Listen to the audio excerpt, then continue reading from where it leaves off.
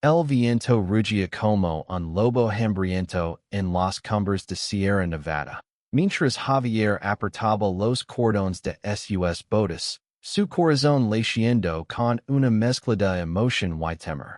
Habían pasado años desde la última vez que acampó con Miguel, su amigo de la infancia.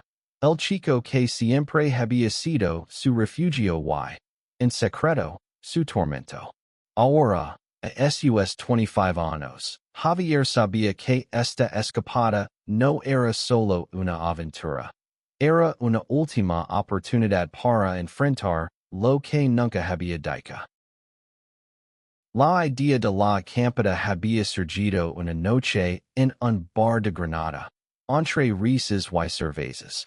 Miguel, con sus 27 años y esa sonrisa que dirige a cualquiera, propuso desconectarse del mundo, solo ellos dos, como en los viejos tiempos. Javier aceptó, aunque su pecho se apretó al imaginar noches bajo las estrellas, tan cerca de Miguel y, a la vez, tan lejos de lo que realmente quería confesar. Desde que eran niños, en el barrio de Albayazín, Javier había sentido algo más que amistad. Pero Miguel, siempre rodeado de chicas, parecía inalcanzable, un sueño que Javier guardaba en silencio, temiendo que la verdad lo destruyera todo. El sendero hacia el campamento era empanado, y el sol comenzaba a ocultarse tras las cumbres. Javier cargaba la mochila con provisions, mientras Miguel, con su guitarra colgada al hombro, hablaba de su última conquista amorosa. Y es guapa, ¿sabes? Pero no sé, siempre siento que falta algo, dijo Miguel, deteniéndose para tomar aire. Javier lo miró de reojo, su corazón latiendo más rápido. Quizá no has encontrado lo que realmente quieres, murmuró, casi sin aliento, pero Miguel solo rió y siguió caminando. Llegaron a un claro perfecto, rodeado de pinos y con vistas al valle. Montaron la tienda en silencio, un ritual que conocen de memoria. Javier no podía evitar notar los detalles. El sudor brillando en la frente de Miguel, la forma en que sus manos fuertes ajustaban las cuerdas de la tienda. Cada gesto era una tortura dulce, un recordatorio de lo que Javier anhelaba pero no se atrevió a pedir. Cuando terminaron, el cielo ya era un lienzo de estrellas. Encendieron una fogata, y Miguel sacó la guitarra. Sus dedos danzaban sobre las cuerdas, tocando una melodía suave que llenaba el air de nostalgia. Javier, sentado en una roca, lo observaba, sintiendo que el mundo se detenía. ¿Por qué siempre me miras así? Preguntó Miguel de repente, sin dejar de tocar. Javier se congeló, su rostro ardiendo. Así como, respondió, fingiendo indiferencia. Miguel sonrió, pero no insistió. El silencio que siguió fue pesado, cargado de preguntas no formuladas. Y esa noche, dentro de la tienda, Javier apenas pudo dormir. El espacio era pequeño, y el calor del cuerpo de Miguel, a solo centímetros, era insoportable. Cada respiración de su amigo era un recordatorio de lo cerca que estaban y, a la vez, de la distancia que los separaba. Javier cerró los ojos, diciendo que el amanecer trajera courage, aunque temía que solo trajera más silencio. El segundo día amaneció con nubes gris que permitían tormenta. Javier despertó con el sonido de la lluvia golpeando la tienda, y encontró a Miguel ya despierto, mirando el techo de lona con expresión seria. Esto no estaba en los planes, dijo Miguel, intentando bromear, pero su voz sonaba tensa. Javier asintió, sintiendo que la tormenta no solo estaba afuera, sino también dentro de él. Decidiron quedarse en la tienda, esperando que el clima mejorara. El espacio reducido los obligaba a estar cerca. Sus redilas rosandos mientras compartían una manta. Javier intentaba concentrarse en un libro, pero las palabras se desvanecían ante la presencia de Miguel. Por su parte, parecía inquieto, tambaleando los dedos contra su pierna. ¿Alguna vez has sentido que escondes algo que te está matando? Preguntó Miguel de repente. Su mirada fija en Javier. El corazón de Javier dio un vuelco. Quería gritar la verdad. Confesar que cada día sin decírselo era un peso que lo aplastaba. Pero el miedo lo detuvo. A veces, respondió, su voz apenas un susurro. Miguel lo miró intensamente. Como si intentara descifrar algo en sus ojos. Yo también. Admitió, y por un momento, el aire entre ellos se cargó de una electricidad nueva, desconocida. La lluvia arreció, y un trueno resonó en el valle. La tienda tembló, y Miguel se acercó instintivamente a Javier. Sus manos rozandos bajo la manta. El contacto fue breve, pero suficiente para que Javier sintiera que el mundo se detenía. Lo siento, dijo Miguel, retirando la mano rápidamente, pero su rostro mostraba confusión, no arrepentimiento. Javier no respondió, no podía. Su mente era un torbellino de deseo y miedo. Esa noche, la tormenta no dio tregua. Acurrucados en la tienda, compartieron historias de su infancia, pero cada palabra parecía cargada de algo más. Miguel habló de su miedo a decepcionar a su familia, de la presión de ser el hombre perfecto. Javier escuchaba, sintiendo que cada confesión era un paso hacia un terreno peligroso. Cuando Miguel se quedó dormido, su cabeza descansando cerca del hombro de Javier, no pudo evitar acariciar el cabello, solo por un segundo, antes de apartar la mano como si quemara. Al tercer día, la lluvia cedió, dejando un aire fresco y un paisaje brillante. Javier y Miguel salieron a explorar, siguiendo un sendero que los llevó a un acantilado con vistas al valle. El silencio entre ellos era diferente ahora, más pesado, como si ambos supieran que algo estaba a punto de romperse. Javier sentía que no podía seguir calando, pero cada vez que intentaba hablar, las palabras se lo atorbaban en la garganta. Mientras descansaban en una roca, Miguel sacó una botella de vino que había traído en su mochila. Por los viejos tiempos, dijo, brindando con una sonrisa. Bebieron, y el alcohol desató algo en ellos. Miguel empezó a hablar de sus relaciones fallidas, de como siempre sentía que algo no encajaba. A veces pienso que no sé quién soy realmente, confesó, mirando al horizonte. Javier lo observó, su corazón latiendo con fuerza. Tal vez solo necesitas ser honesto contigo mismo, dijo, su voz temblando.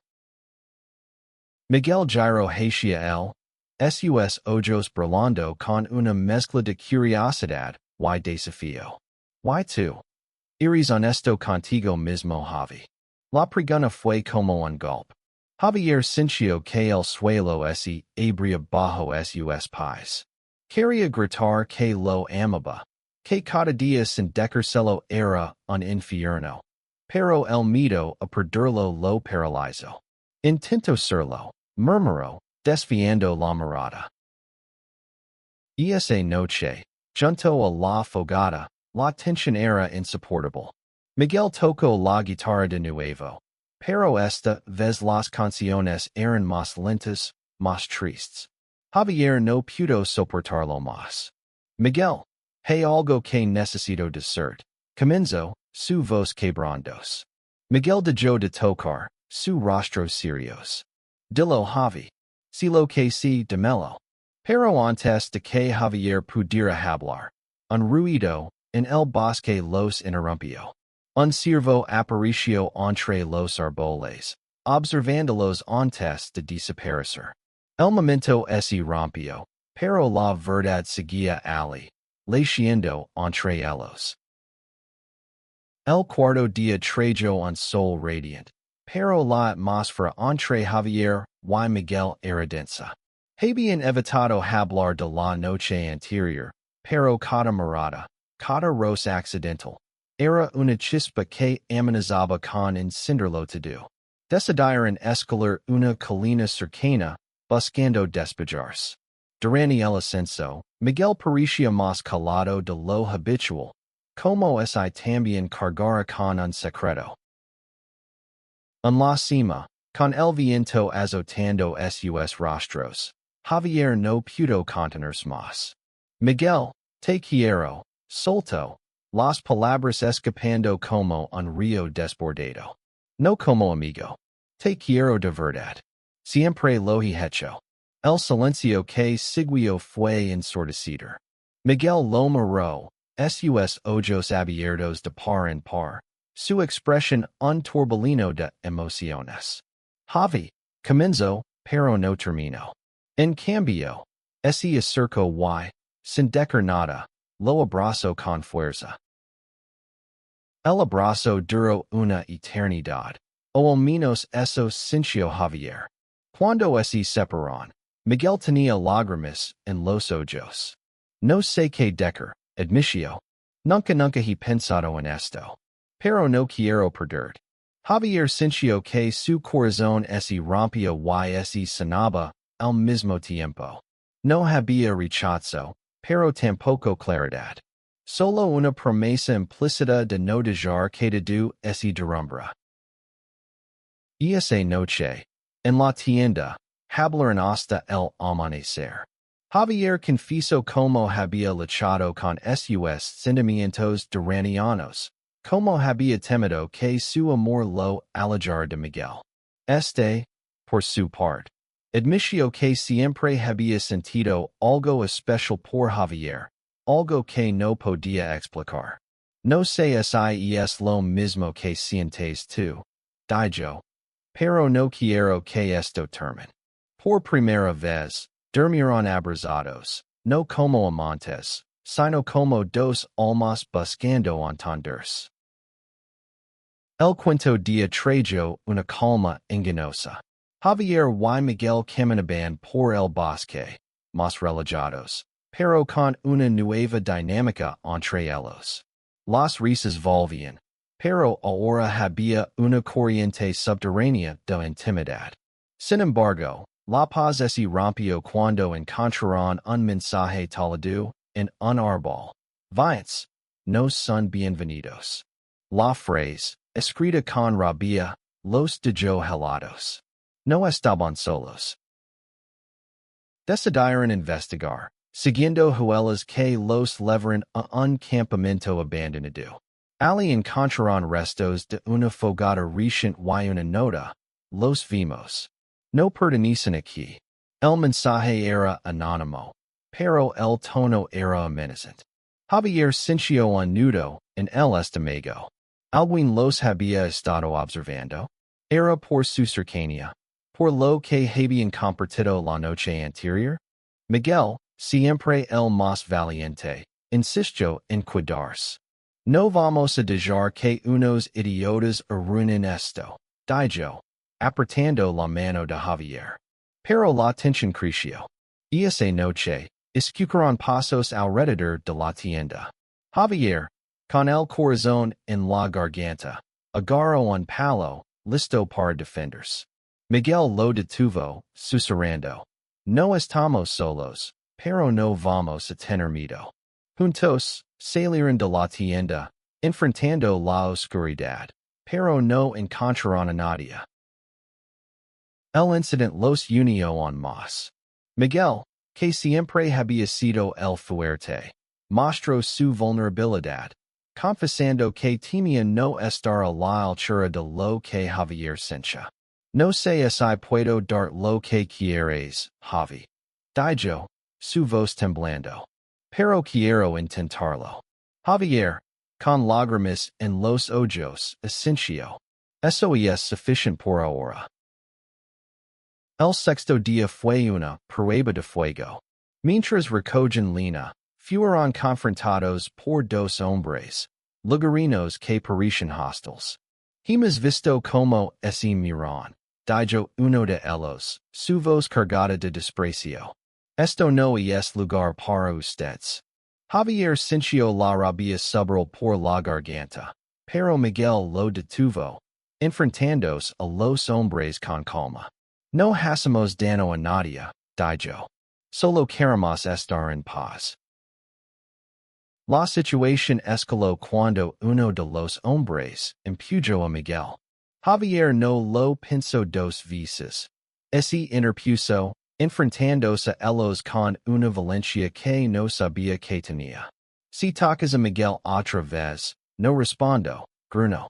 Los hombres, sorprendidos por su determinación, retrocedieron y finalmente se marcharon, no sin antes lanzar insultos.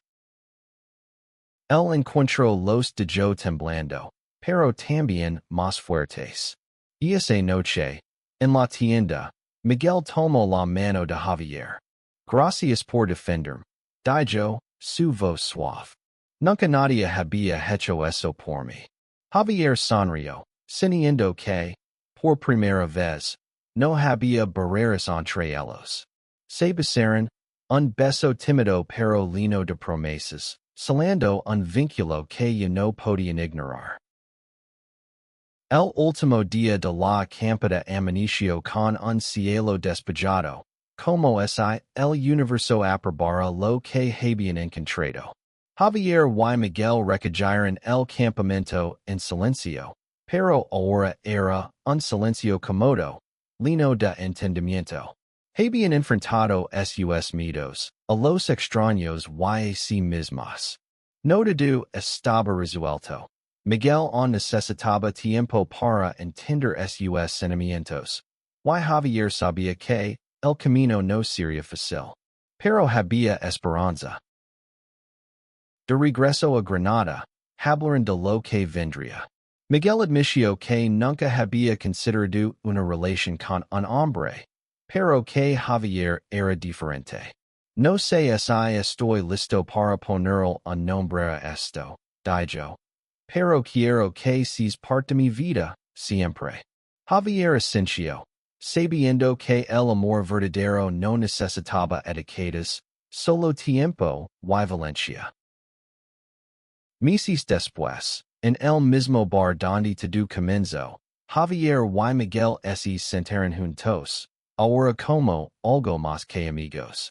Habían enfrentado prejuicios, dudas y sus propios demonios, pero habían encontrado un amor que valía la pena.